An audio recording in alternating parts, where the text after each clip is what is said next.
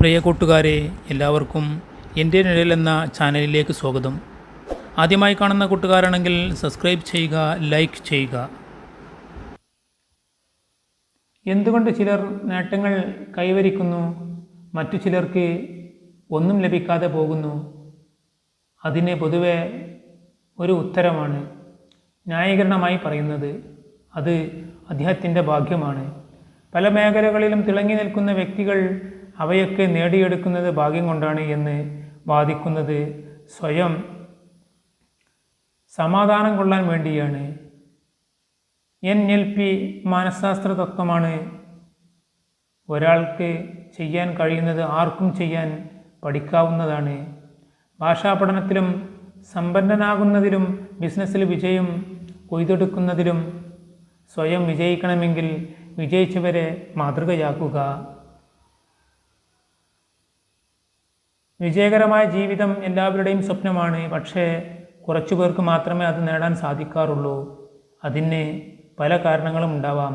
പക്ഷേ ഏറ്റവും പ്രധാന കാരണം വ്യക്തമായ ലക്ഷ്യമില്ല. എങ്ങനെ നേടണമെന്ന് വ്യക്തമായ ധാരണയില്ല. ഇംഗ്ലീഷ് ഭാഷ പഠിക്കാൻ താല്പര്യമുള്ളവരാണ് പലരും. അതിനുവേണ്ടി വർഷങ്ങളോളമായി അധ്വാനിക്കുന്നു. പക്ഷേ ഇംഗ്ലീഷ് സംസാരിക്കാൻ കഴിയുന്നില്ല. കാരണം എങ്ങനെ പഠിക്കണമെന്ന് പഠിച്ചിട്ടില്ല. ഇംഗ്ലീഷ് പുസ്തക വായനയും ക്ലാസ്സുകളിൽ പങ്കെടുക്കലും ഒരു ഭാഗം തന്നെ. അതിനേക്കാൾ അപ്പുറം മറ്റൊരു കാര്യമുണ്ട്, തീവ്രമായ ലക്ഷ്യം. തീവ്രമായ ലക്ഷ്യമെന്ന് ഒഴുക്കൻ മട്ടിൽ പറഞ്ഞത് കൊണ്ടായില്ല, അത് തലച്ചോറിൽ കുറിച്ചിടണം. ഭാഷാ പഠനത്തിലും മറ്റു ഏത് മേഖലയിലും നേട്ടങ്ങൾ കൈവരിക്കണമെന്ന് മോഹിക്കുന്നവർ ആദ്യം താൻ സ്വയം ആന്തരിക ആശയവിനിമയം നടത്തുന്ന എനിക്ക് കഴിയില്ല എന്ന വാചകം ഒഴിവാക്കുക. എനിക്ക് കഴിയില്ല, നിനക്ക് കഴിയില്ല എന്ന വാചകം തലച്ചോറിനെ പ്രവർത്തനരഹിതമാക്കുന്നു. എനിക്ക് എന്തുകൊണ്ട് കഴിയില്ല, എനിക്ക് എന്തുകൊണ്ട് നേടിയെടുത്തുകൂടാ എന്ന് ചിന്തിക്കുമ്പോൾ തലച്ചോർ പ്രവർത്തനനിരതമാകുന്നു. ആദ്യം തലച്ചോറിൽ കൃഷി ചെയ്യുക. ബുദ്ധിയാണ് ആദ്യത്തെ കൃഷിസ്ഥലം. ബുദ്ധി ദൈവത്തിൻ്റെ മഹാദാനമാണ്. തൻ്റെ ബുദ്ധിയിൽ വിജയത്തിൻ്റെയും സ്വപ്ന സാക്ഷാത്കാരത്തിൻ്റെയും ചിന്തകൾ നട്ടുവളർത്തിയാൽ വിജയിച്ചു.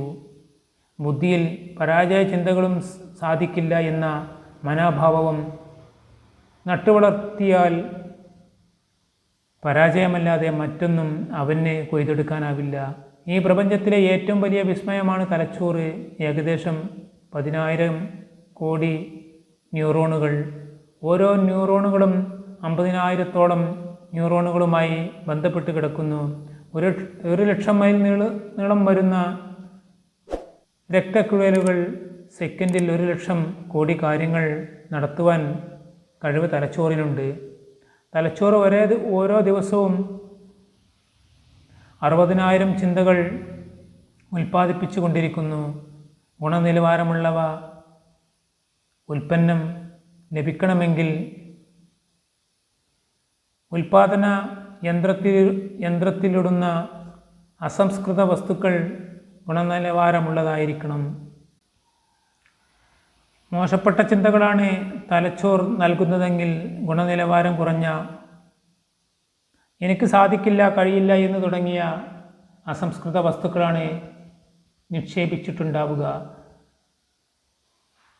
ഏതെന്ത് ആവർത്തിക്കുന്നവോ അത് ശീലമാക്കുന്നു.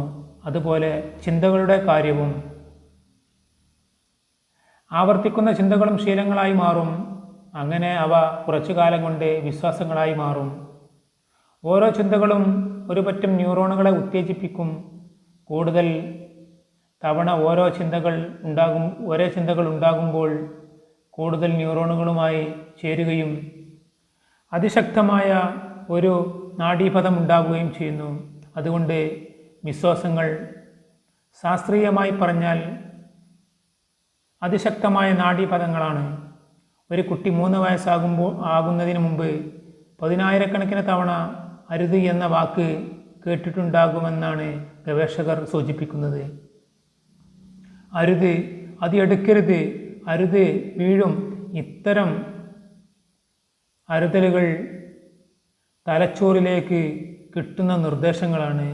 തലച്ചോർ അത് നിരസിക്കുന്നില്ല. അപ്പോൾ ഉള്ളിൽ എനിക്കത് ചെയ്യാൻ പറ്റില്ല എന്ന ചിന്തയുണ്ടാകുന്നു.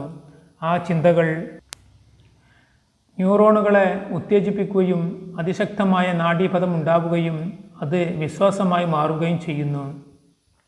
ഒരു ശരാശരി വ്യക്തി 17 ആകുന്നതിന് മുമ്പ് നിന്നെക്കൊണ്ട് ഇത് ചെയ്യാനാവില്ല എന്ന പ്രസ്താവന ഏറ്റവും കുറഞ്ഞത്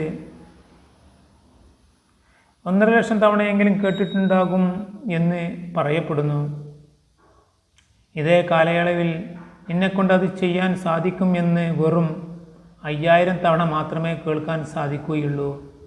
അതായത് എന്നെക്കൊണ്ട് ചെയ്യാൻ പറ്റില്ല എന്ന വിശ്വാസം ചെയ്യാൻ പറ്റും എന്ന വിശ്വാസത്തേക്കാൾ 30 മടങ്ങ് ശക്തമാണ്.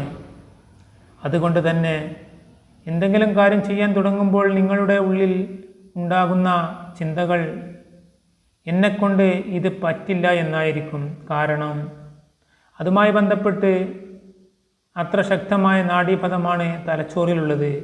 ഉന്നത മേഖലകളിൽ കഴിവ് തെളിയിക്കാൻ അത്യാഗ്രഹമുണ്ടെങ്കിൽ തലച്ചോറിൽ ആദ്യം കൃഷി ചെയ്യുക. ആ കൃഷി നല്ലതാവട്ടെ. നല്ലത് വിതച്ചാൽ നല്ലത് കൊയ്തെടുക്കാം.